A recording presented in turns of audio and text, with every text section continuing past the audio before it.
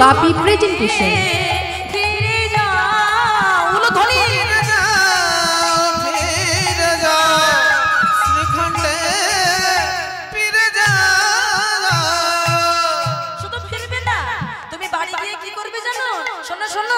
ওই দাঁড়ে গিয়া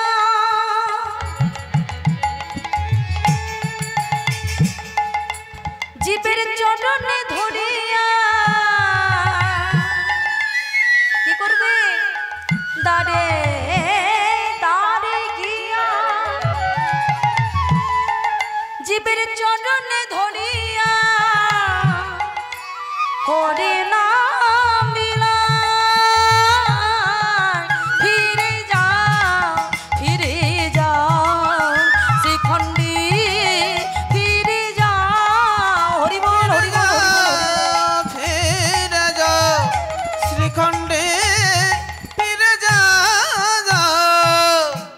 শ্রীখণ্ড গ্রামে ফিরে গেল।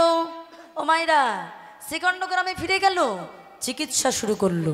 কথাই বলে কি মা, আপন ইচ্ছায় জীবে কোটি বাঞ্ছা করে, কিন্তু কৃষ্ণ ইচ্ছা না হইলে ভক্তের বাঞ্ছা নাহি পুরে। তাই তো মা বলে, শোনো, ভক্তের বাঞ্ছার সাথে সাথে যদি আমার ভগবানেরও বাঞ্ছা মিলে যায়, তবে মনে রেখো মা, সেই জীব সেই কাজে ঠিক মহৎ কার্য সিদ্ধি লাভ করবে। বাড়িতে গিয়ে শুরু করলো কবিরাজি চিকিৎসা। কিন্তু মায়েরা, এমন তার নাম ডাক ছড়িয়ে পড়লো যে সারা বাংলার মানুষ যায় তার কাছে চিকিৎসা পেতে। হ্যাঁ, তার এতটাই নাম ডাক ছড়িয়ে পড়লো। ঠিক সেই সময় সারা বাংলারকে শাসন করছে জানো মা? সারা বাংলার শাসন করছে তখন সারা বাংলার নবাব হুসেন শাহ। হ্যাঁ, হুসেন শাহ, যিনি একজন মুসলমান। কিন্তু মায়েরা, কিন্তু রাজা হলেও কি হবে বাবা, মনে কিন্তু কোনো শান্তি নেই বাবা। হ্যাঁ, বলে টাকা থাকলেই কি আর মনে শান্তি থাকে মা? টাকা থাকলেই আমাদের মনে শান্তি থাকে না বাবা। নবাব হতে পারে কিন্তু মনে শান্তি নেই। কেন না? পেটে তীব্র যন্ত্রণা, কিছুতেই তার রোগ ভালো হচ্ছে না। কত কবিরাজ আসে, কত চিকিৎসক আসে, কিন্তু কিছুতেই রোগ ভালো হয় না। কি করবে? একজন মন্ত্রী এসে বলে বসলো, হুজুর আপনি চিন্তা করবেন না, একজন কবিরাজের সন্ধান আমরা পেয়ে গেছি। কবিরাজের সন্ধান পেয়েছি, তবে সেই কবিরাজ শুনেছি কোনো রাজা জমিদারের বাড়ি গিয়ে চিকিৎসা করে না। ও মায়েরা, নবাব মনে মনে ভাবছে আমি হলাম সারা বাংলার নবাব, সে কিনা আমার কাছেও আসবে না, এত বড় কবিরাজ। ঠিক আছে, আমিই যাব, তবে আমি দেখতে চাই সে কত বড় কবিরাজ। রোগ যদি না সারে তবে বুঝিয়ে দেবো এই কবিরাজের একদিন কি আমার একদিন। ও মায়েরা, কি করেছে? যত রাজ পোশাক ছিল সব বাবা খুলে দিয়েছে। যেহেতু বলেছে যে যারা ফকির হয় তাদের আগে চিকিৎসা করে, তাই রাজা হয়েও নবাব হয়ে বাবা যত ছেঁড়া তালি দেওয়া জামা কাপড় সব পরেছে। পরে আর শ্রীখণ্ডের মাটিতে গেছে। শ্রীখণ্ডের মাটি থেকে জিজ্ঞাসা করছে, আরে ও ভাইয়া, এই এখানে তোমাদের এই মুকুন্দ কবিরাজের বাড়িটা কোথায় গো? আরেকটু সামনে যেতে হবে, তা চিনবো কি করে? ও সেই বাড়ি হরিনামের ধ্বনি শোনা যাচ্ছে। এখন বাবা গিয়ে দেখছে অনেক কটা বাড়ি ঘুরে ঘুরে গিয়ে দেখছে ওই একটি বাড়ির সামনে হরিনামের ধ্বনি শোনা যাচ্ছে, এবং ওই বাড়ির দরজার সামনে কে যে মুসলমান আর কে যে হিন্দু, কে যে খ্রিস্টান, কিছু বোঝা যাচ্ছে না মা। সবাই হাত জোর করে দাঁড়িয়ে আছে, ওটাই নিয়ম। ওমা, আর বাড়ির ভিতর থেকে নামের একটা ধ্বনি ভেসে আসছে। ও বাবা, যে গান শুনে আমরা কাঁদতে পারি না, একজন মুসলমান হয়ে সেই গান শুনে কেঁদেছিল বাবা। তাহলে ভাবো মা কেমন গান গেয়েছিল। মুকুন্দ সরকার তখন গাইছে, ওই গোপীনাথের চরণে পূজা দিচ্ছে আর গাইছে, আমার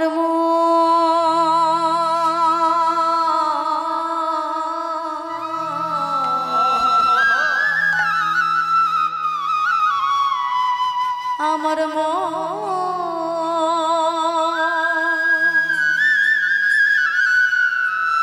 আমার মন মন্দিরে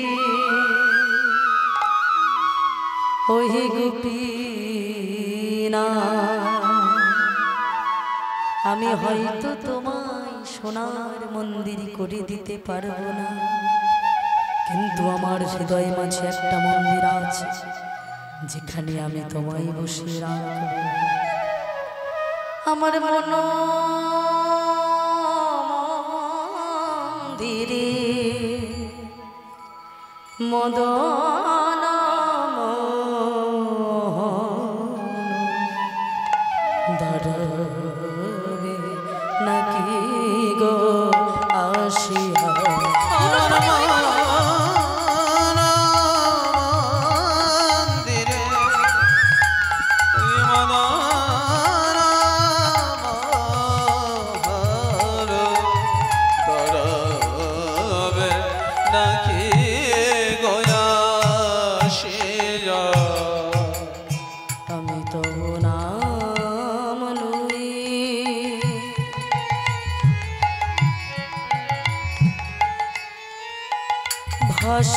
আখি রে তব নাম লয়ে আমি ভাসি আখি রে আমি কাঁদি আমি কাঁদি আমি কাঁদি নিরুজনে বসিয়া আমার মন্দিরে ওই মদন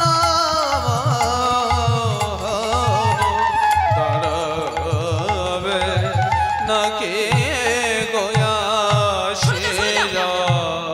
আরে আগে আমি যাবো আমি সব থেকে গরিব সরে যাও ওমা কে বলছে ওই মুসলমান হ্যাঁ কেন সরে যেতে বলছে বাবা নিজে গানটা শুনবে বলে দেখো বাবা যে গান আমরা শুনতে চাই না আজকে মুসলমান হয়ে সেই গান শুনতে যাইছে সামনে গিয়ে দাঁড়িয়েছে বাবা তখনও গাইছে ও গো দয়াময় পতিত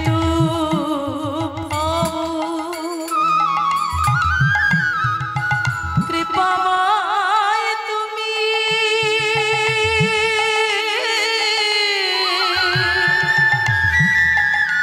ভক্ত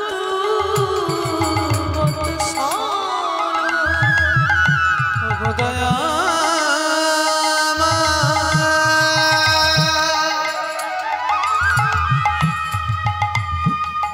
পতিত বাবা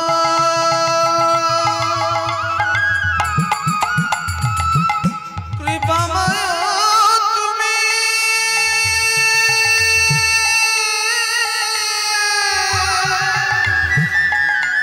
ভক্ত আমার অন্তিম কালে দিয়সি চরু অন্তিম কালে দিয় শ্রীচর ইয়া ছিল মনে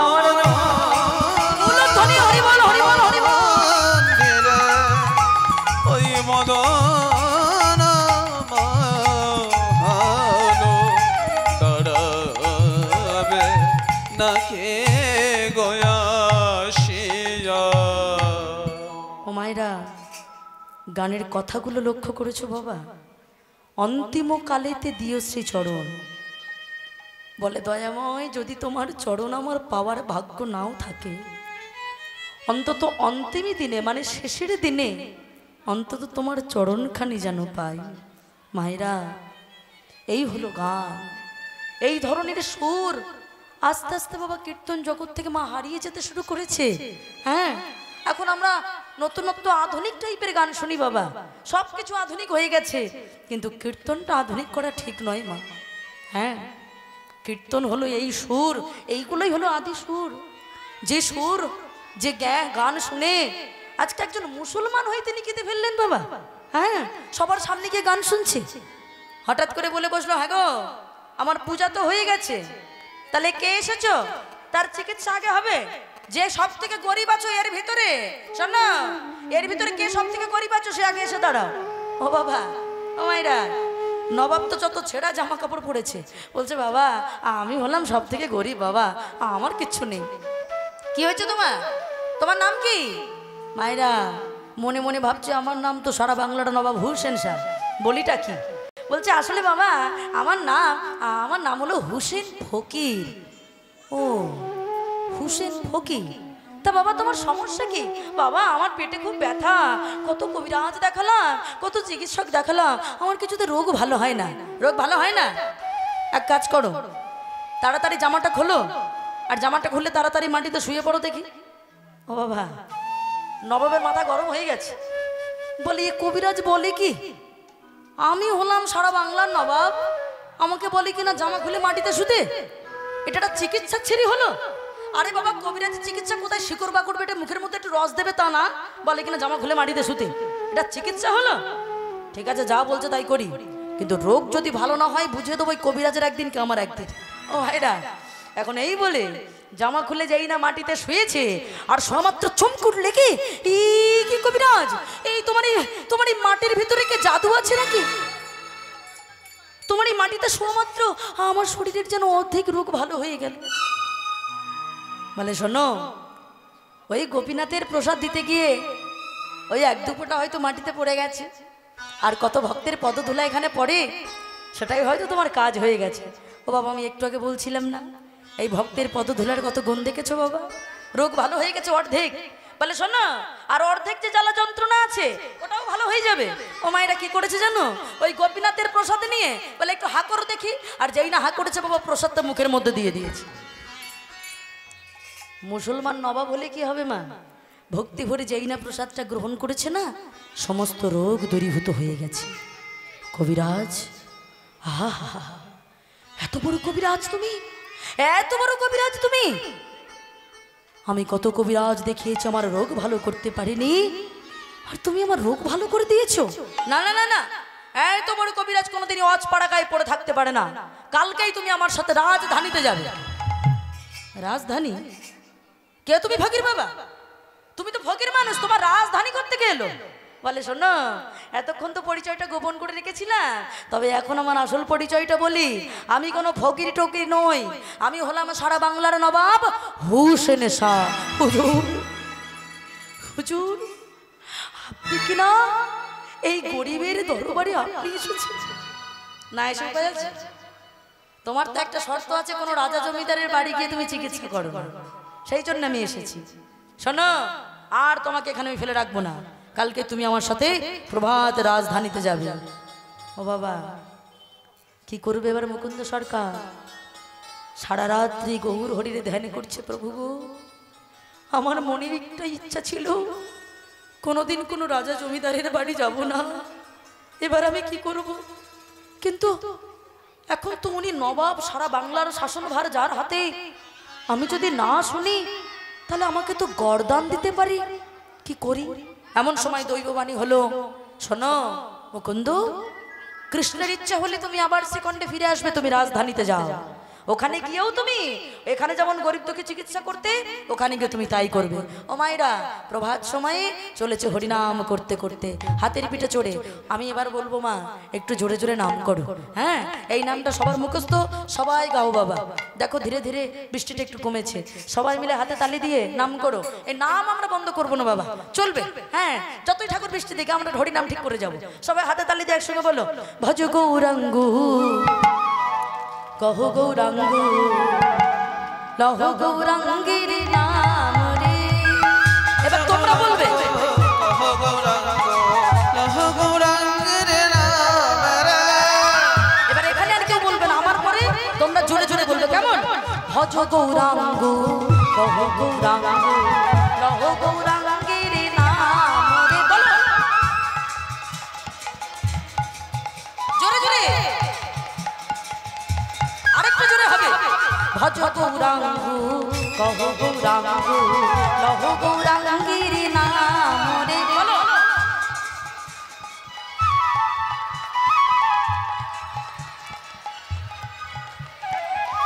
যে জন গৌরাঙ্গ ভজে সে হয় আমার প্রাণে। বলো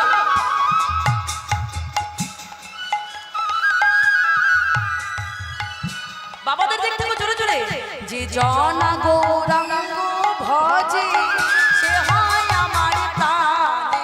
বলো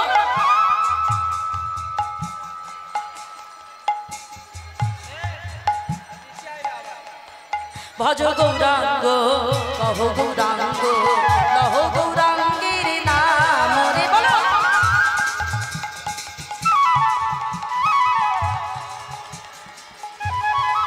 আবার বলো একবার। দিন গেলে গোবিন্দ যে বলে একবার রে। বলো দিন গেলে গোবিন্দ যে বলে একবার রে, সে জনায় আমারে হয় আমি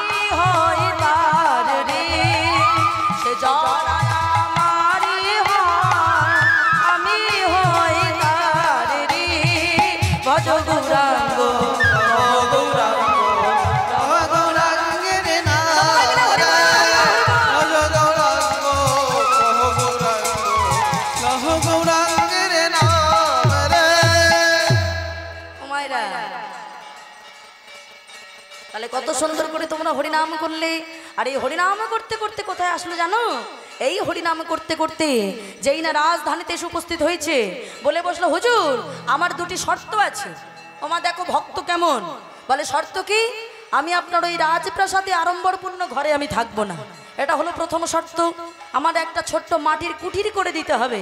ও বাবা, আমরা তো আড়ম্বর চাই, কিন্তু ভক্ত কোনোদিন সুখ আড়ম্বর এগুলো চায় না বাবা। বললো একটা ছোট্ট মাটির কুঠির করে দিতে হবে, ওখানেই আমি আমার গোপীনাথের ভজন সেবা দেব। শুধু তাই নয়, আমি আপনার চিকিৎসার সাথে সাথে এখানকার যত গরিব দুঃখী আমি যেন সবার চিকিৎসা করতে পারি। ও মাইরা, নবাব বলল, এই না হলে আমার কবিরাজ, যার এত বড় মন, তাই হবে তাই হবে। ও মাইরা, যখন এমন সুন্দর করে বলেছে না, বলে বসলো তাই হবে। সুন্দর একটা মাটির কুঠির করে দিয়েছে, আর এই মাটির কুঠিরের ভিতরে প্রত্যেক দিন আমার গোবিন্দের ভজন গায়। কিন্তু কয়েকদিনের ভিতরে একটা সংবাদ চারিদিকে ছড়িয়ে বললো মায়েরা। সংবাদটা কি জানো? নবাবের কানে আসলো যে মুকুন্দ কবিরাজ শুধু ভালো চিকিৎসাই করে না, চিকিৎসার সাথে সাথে কৃষ্ণের ভজনটাও খুব সুন্দর গায়। হ্যাঁ, তো সেই কৃষ্ণের ভজন শুনবার জন্য একদিন মুসলমান নবাব মনে মনে ভাবছে, আমি কিনা আমার মাইনে করা কবিরাজ, সবাই শুনে শুনে চলে যায় কৃষ্ণের ভজন, আর আমি শুনবো না? এই বলে মা ওই মাটির কুঠিরের দিকে যাচ্ছে। আর মাটির কুঠিরে তখন বাবা ওই বসে বসে কৃষ্ণের ভজন গাইছে ওই মুকুন্দ সরকার। হ্যাঁ, আর দুজন প্রহরী দিকে রাজা, তো দুজন প্রহরী এদিকে বাবা হাওয়া করছে। আর সেই প্রহরীগুলো হাওয়া করছে কি দিয়ে জানো মা? ময়ূরের পুচ্ছ পালক দ্বারা যে পাখা, ওই দিয়ে হাওয়া করছে। আর গিয়ে দেখছে কি সুন্দর কৃষ্ণের ভজন গাইছে। ও মায়েরা, ভালো করে শোনো, ভগবানের রূপের বর্ণনা গাইছে। ভগবানকে তো চোখে দেখা যায় না, অনুভব করলেই তাকে পাওয়া যায় মা।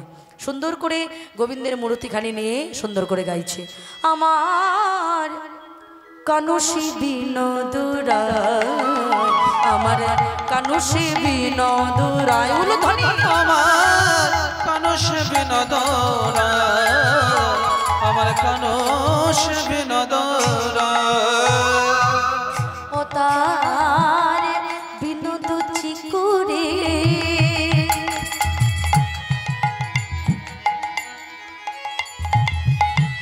বিনোদ তার বিনোদ চিকুরে, বিনোদ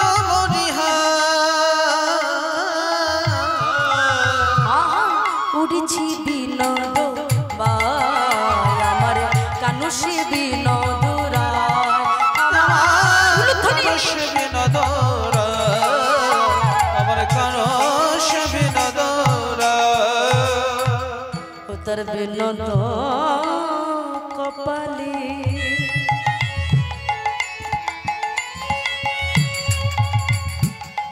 বিনোদ তিলকু,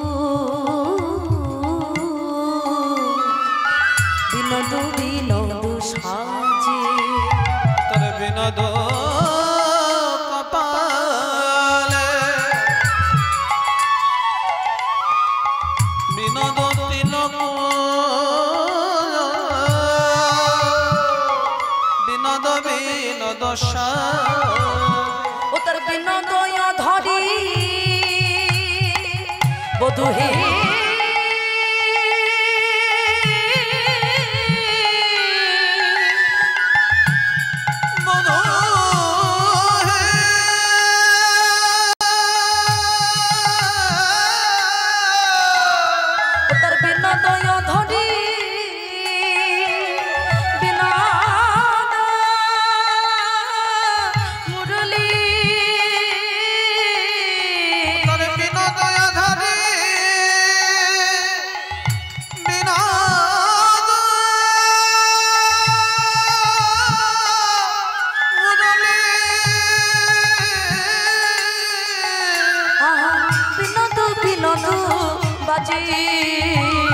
কানুষে বিনোদরায়, কানুষ বিনোদরায়, আমার কানুষ বিনোদরায়।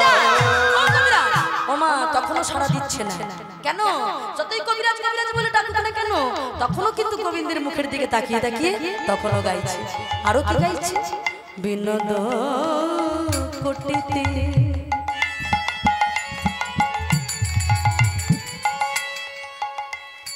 বিনোদ ধুটি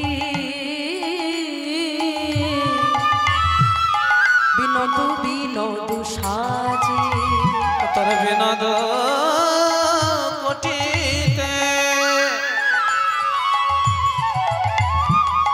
বিনোদ ধুটি বিনোদ বিনোদ তোর বিনোদ চরণে ওহে বধূ হে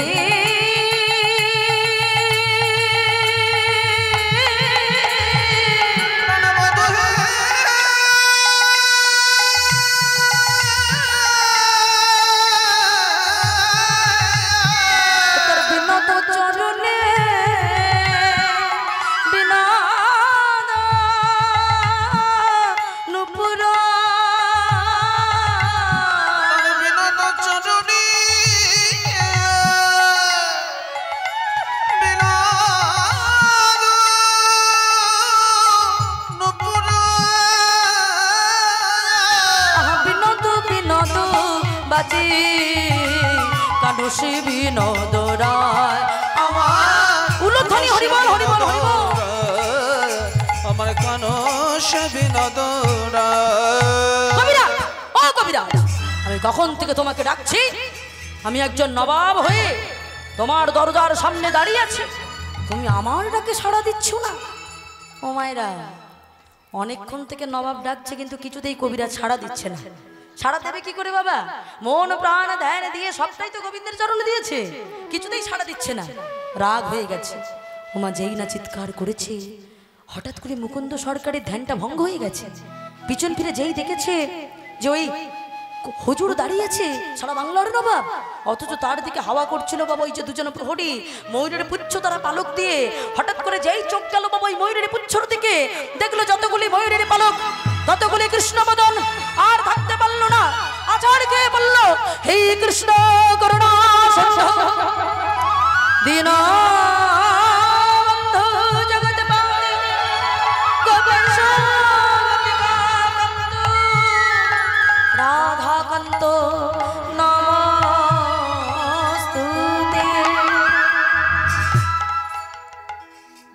ওই ময়ূরের পুচ্ছ পালকের দিকে তাকিয়ে মায়েরা গোবিন্দের বদন মনে পড়ে গেল। অজ্ঞান হয়ে মাটিতে পড়ে গেছে। এ কি কবিরাজ, আরে তুমি অজ্ঞান হলে কেন? ও মায়েরা, নবাব তাড়াতাড়ি জল নিয়ে এসে জলের ছিটে দিয়ে তুলেছে। কবিরাজ কি হয়েছে? আরে তুমি আমাকে দেখে এমন অজ্ঞান হলে কেন? ও মায়েরা, এই জায়গাটা খুব শিক্ষামূলক, মন দিয়ে শোনো। কেন যে কথাটা বলছে, অজ্ঞান হলো কেন বাবা? ওই যে গোবিন্দের মূরতিখানি দেখে যে অজ্ঞান হলো, কিন্তু মুকুন্দ কবিরাজ কত বড় শিক্ষামূলক কথাটা বলছে। আসতে হঠাৎ করে চাই না বলেছে, বাবা তুমি অজ্ঞান হলে কেন?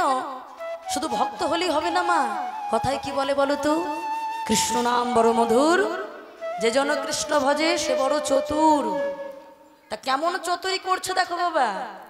মুকুন্দ সরকার মনে মনে ভাবছে, আমি যে ওই ওনার ওই ময়ূরের পুচ্ছ তারা যে হাওয়া করছিল ওই থেকে তাকিয়ে যে আমার কৃষ্ণ বদন মনে পড়ে গিয়েছিল। না না, এটা বলা যাবে না। কেন? আমার মনের ভাব, উনি তো একজন মুসলমান, আর মুসলমানকে যদি বলি তাহলে উনি আমাকে উপহাস করতে পারে, আর উনি আমাকে যদি উপহাস করে তার মানে আমার গোবিন্দ ছোট হয়ে যাবে। তাই একটু মিথ্যে করে বলছে। মায়েরা দেখেছো, ভগবানকে ছোট হতে দিচ্ছে না। কেমন ভক্ত দেখো বাবা। তাই একটু মিথ্যে করে বলছে, আসলে হুজুর আমি সবার রোগ ভালো করি, কিন্তু আমার নিজের একটা রোগ আছে যেটা ভালোই করতে পারি না। কি রোগ তোমার? হুজুর আমার মৃগী রোগ আছে। যেই বলেছে মৃগী রোগ আছে বলে বসলো, চুপ করো তুমি। কি বললে? তোমার মৃগী রোগ আছে? হ্যাঁ, এই তো বড় মিথ্যে কথাটা তুমি আমায় বলতে পারলে। শোনো, এই যে আমার দুই প্রহরী হাওয়া করছিল ময়ূরের পালক দিয়ে, ওই ময়ূরের পুচ্ছর দিকে তাকিয়ে তোমার কৃষ্ণ বদন মনে পড়ে গিয়েছিল, আর তাই তুমি এমন হয়ে অজ্ঞান হয়ে মাটিতে পড়ে গিয়েছিলে। আর সেটাকে তুমি কিনা আমার কাছে মিথ্যে করে বলছো? হুজুর, আপনি একজন মুসলমান হয়ে এটা আপনি বুঝতে পারলেন? বুঝবো না? আমি যদি নাই বুঝলাম তাহলে আমি সারা বাংলার নবাব হলাম কি করে? মানুষের মনের ভাব যদি আমি নাই বুঝবো, তাহলে আমি সারা বাংলার নবাব হলাম কি করে? তুমি ভাবলে আমি মুসলমান, তাই আমি তোমার মনের ভাব বুঝবো না? শোনো, আমি তোমার মনের ভাব বুঝতে পেরেছি। হুজুর, আমি অপরাধ করেছি আপনার চরণে মিথ্যে বলে। না, তুমি কোনো অপরাধ করনি কবিরাজ। তোমার মতো এমন নিষ্ঠাবান ভক্তকে আমি আমার কেনা গোলাম মনে করেছিলাম। না না, আর তোমাকে আমার কাছে আটকে রাখবো না। তুমি চলে যাও, শ্রীখণ্ডের মাটিতে তুমি ফিরে যাও। শুধু তাই নয়, ওই শ্রীখণ্ড গ্রামটা আমি সবটাই তোমার নামে লিখে দিলাম। শোনো, যে যে কাজে থাকে তাকে সেই কাজে ব্যস্ত থাকতে হয়। কেন বলো তো? তুমি গরিব দুঃখী মানুষের চিকিৎসা করো, শুধু তাই নয়, তুমি তোমার গোপীনাথেরও সেবা দাও। তোমার তো অনেক অর্থের প্রয়োজন, তাই সমস্ত কিছু ওই অর্থ তুমি আদায় করতে পারবে।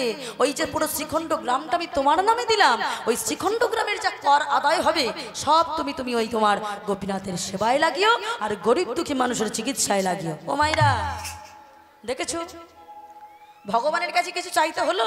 কি বলো মাইরা? আমরা তো বোকা, তাই আমরা ভগবানের কাছে চাই, ছেলে চাই, মেয়ে চাই, বাড়ি চাই, গাড়ি চাই, টাকা চাই, পয়সা চাই, এগুলো আমরা চাই বাবা। কিন্তু যে প্রকৃত ভক্ত হবে তার চাইতে লাগে না মা। সে যদি একটু আমার গোবিন্দকেই ভালোবেসে তাকেই যদি চায়, তাহলে সর্বস্ব পেয়ে যাবে বাবা। ভালো করে মনে করে দেখো বাবা, ভক্ত এমনই হয়। কেন?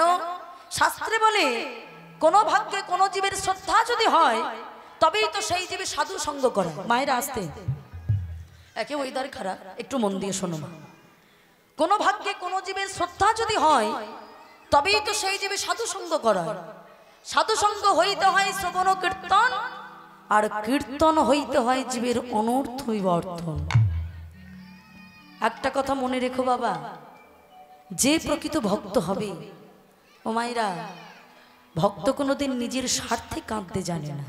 হ্যাঁ, যে প্রকৃত ভক্ত হয় সে কোনোদিন নিজের স্বার্থে কাঁদে না বাবা, সর্বদা ভগবানের বিরহে কাঁদে। তার প্রমাণ কি আমরা পাইনি মা? মনে করে দেখো না, ভক্ত শ্রীবাস, শ্রীবাসের একমাত্র পুত্র মারা গিয়েছিল বাবা। আর শ্রীবাস তখন কি করছে জানো না?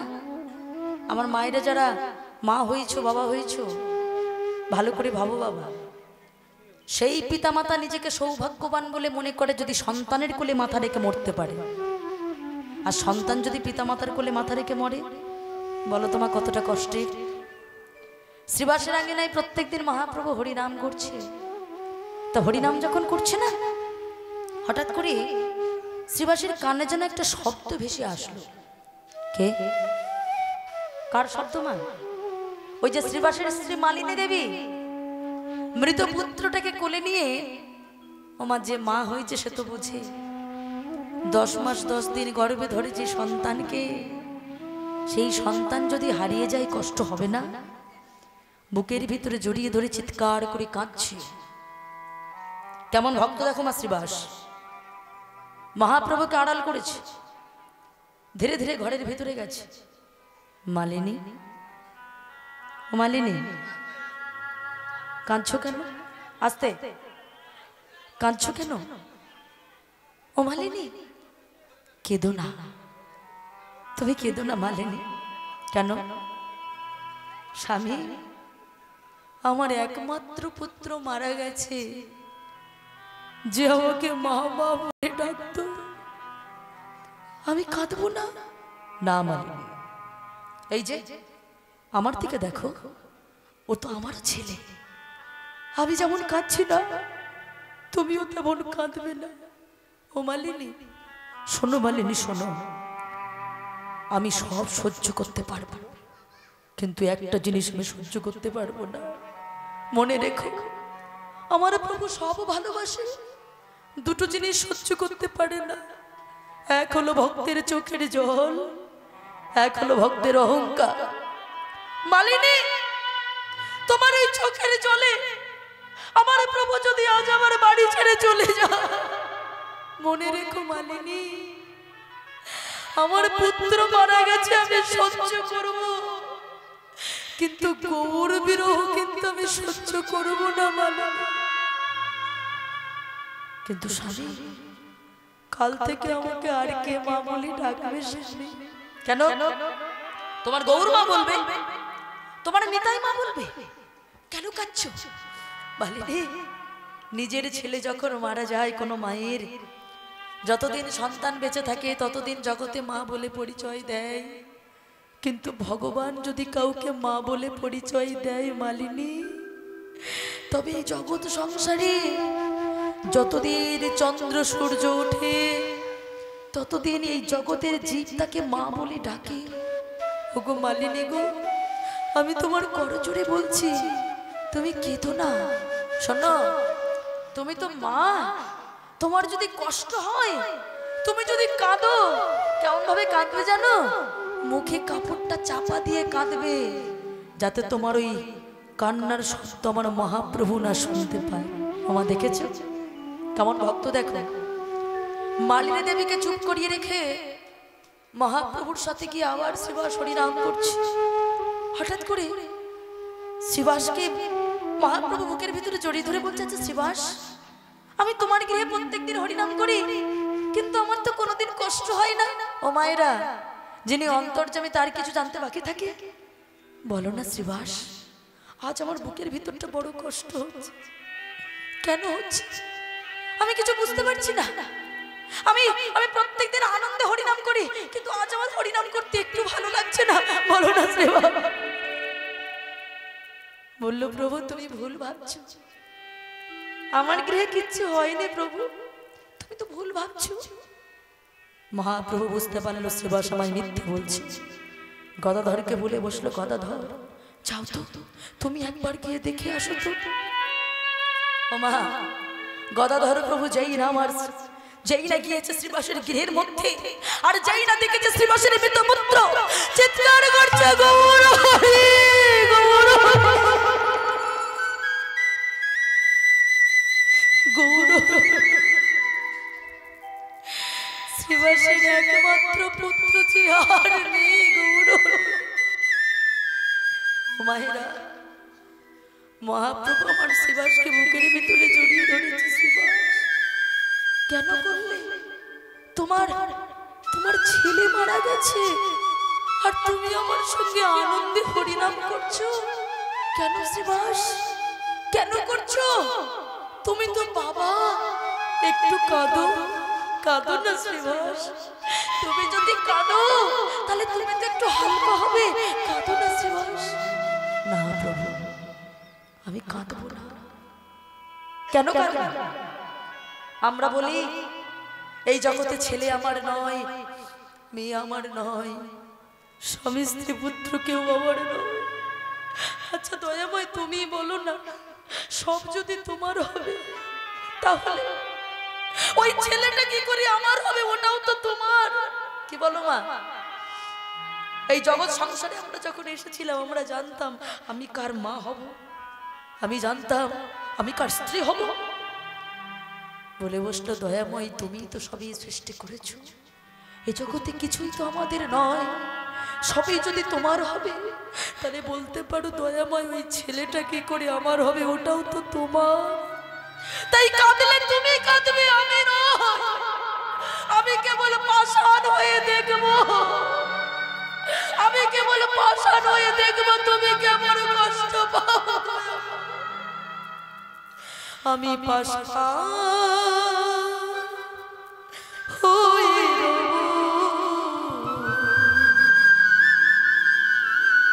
কহিব না কোনো কথা।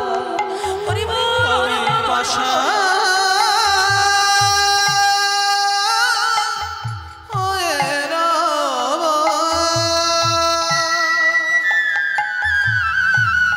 কহিব না কোনো কথা।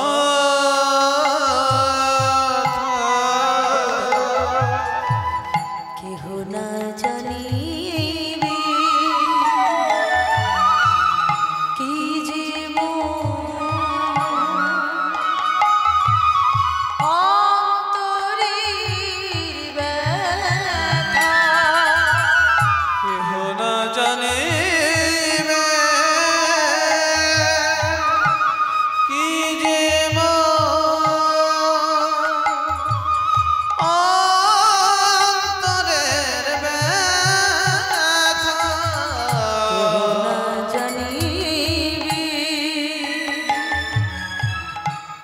যে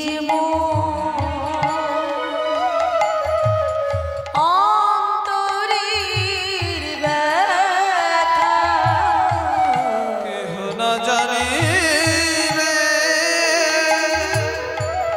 কি যে মা অন্তরের ব্যথা। আমি পাষাণ হয়ে রব, কহিব না কোনো কথা।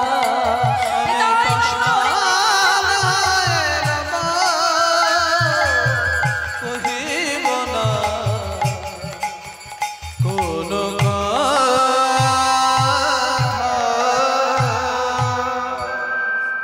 আমার মায়েরা বাবারা এই যে কীর্তন শুনতে বসে আমার মায়েরা চোখের জল ফেললে মা, মনে রেখো মা, ভক্তিতেই মুক্তি বাবা। হ্যাঁ, যে কীর্তন শুনে চোখে জল আসে না সেটা কীর্তন নয় মা, অন্য কিছু হতে পারে, কীর্তন হয় না। মনে রেখো মা, সারা জীবন কীর্তন শুনে যাবে, যদি একটা দিন হলেও এক মুহূর্তের জন্য যদি তুমি এই গোবিন্দের এই জায়গাটায় বসে গোবিন্দ নামে যদি মা এক ফোঁটা চোখের জল দিতে পারো, মনে রেখো মা, জীবনে সেদিনই তোমার কীর্তন শোনাটা বাবা সার্থক হয়েছে। হ্যাঁ, আমার মুখে বলে নয় বাবা, যার মুখেই কীর্তন শোনো না কেন, কীর্তন কোনোদিন খারাপ হয় না মা। রসগোল্লাই একদিকে মিষ্টি একদিকে নোনতা কোনোদিন হয়েছে মা? তো কীর্তন তুমি যারই মুখে শোনো না কেন, যে প্রকৃত ভক্ত হবে সে রসটা ঠিকই বাবা নিকড়ে নিয়ে নেবে। হ্যাঁ, তা মনে রেখো বাবা, কীর্তনটা হলো এমন একটা বস্তু, বলে মনে রেখো ও মা, ভগবানকে কোনোদিন চোখে দেখা যায় না গো। আমাকে ডেকেছো, আমাকে সামনে দেখলে পাবে, ভগবানকে পাবে কি করে বাবা? একদিন জানবে মা। এই কীর্তন শুনতে বসে যেমন ভূতের গল্প শুনলে বাবা আমাদের গায়ে একটা কাঁটা দেয়, দেয় না? তেমন কীর্তন শুনতে বসলে বাবা, যেদিন তোমার শরীরে রোমাঞ্চকতা আসবে, মনে রেখো সেদিন হবে তোমার শরীরে অষ্টসাত্ত্বিক ভাবের উদয়। আর যখনই হবে তখন তুমি কিন্তু গোবিন্দকে পেয়ে যাবে বাবা। হ্যাঁ, গোবিন্দ আর কোথাও নেই, গোবিন্দই হরিবাসুরি আছে, প্রত্যেকটা ভক্তের মধ্যে আছে। কারণ ভগবান কি বলে জানো বাবা, একদিন নারদকে বলেছিলেন, নাহম তিষ্ঠামি বৈকুণ্ঠ যোগিনাঙ্গ হৃদয় নাচো মমত ভক্ত চত্র গায়ন্তে তত্র তিষ্ঠামি হে নারদ। মনে রেখো নারদ, আমি বৈকুণ্ঠেও নাও থাকতে পারি, যোগীগণের হৃদয়ে নাও থাকতে পারি, কিন্তু মদ ভক্ত চত্র গায়ন্তে, যেখানে আমার ভক্ত আমার নাম করি কাঁদে, আমি সেখানে গিয়ে দেখি আমার ভক্ত কেমন ভাবে আমার গুণগানটা গাইছে, আস্বাদন করছে। এই যে আমার মায়েরা, এই যে বাবারা চোখের জল ফেললে, ও মা, বলে মাটি যদি ভালো হয় তবে ফসল ভালো হয়, তাই না? আমার এই মায়েরা যত মা ভক্তিমতী হতে পারবে তত তো সন্তানও ভক্ত হয়ে জন্মগ্রহণ করবে মা। যদি মায়ে যদি ভক্তি না থাকে বাবা, সন্তান ভক্ত হবে কি করে? মায়ের গর্ভটা তো ভালো দরকার। বলে ভক্তিমতী যেমন আমার মাদেরও হতে হয়, তেমন বাবাদেরও প্রয়োজন বাবা। এখানে আমার বাবারও বড় ভক্ত, চোখের জল প্রত্যেকটা বাবার চোখে দেখলাম। বলে শোনো, মাটি যদি ভালো হয়, ফসলও যেমন ভালো হয়, তেমন আমার এই মায়েরা বাবারও যদি ভালো হয়, তবে সন্তানও ভালো হবে বাবা। মনে করে দেখো না বাবা, রাক্ষস কুলে জন্মগ্রহণ করেও তরণে কিন্তু ভগবান